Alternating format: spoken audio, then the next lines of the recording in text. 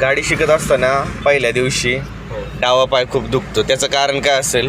कारण आपण जी seat adjust करतो किंवा पाय जो पेडलवरती क्लच पेडलवरती पाय ठेवतो त्याची पोझिशन आपली कशी असते, त्यामुळे जर पाय आपण जास्त पुढे ठेवलेला असेल तर तिथे पेडल प्रेस करताना आपला पाय पंजावरती जातो आणि त्याच्यामुळे मग तो हवेत तरंगला जातो आणि मग आपला पाय दुखतो. त्यामुळे पोझिशन, सीटची पोझिशन ही व्यवस्थित ॲडजस्ट केली पाहिजे की जेणेकरून आपल्याला जे क्लच आपण पेडल यूज करणार आहोत तर तो व्यवस्थित यूज करता आला पाहिजे.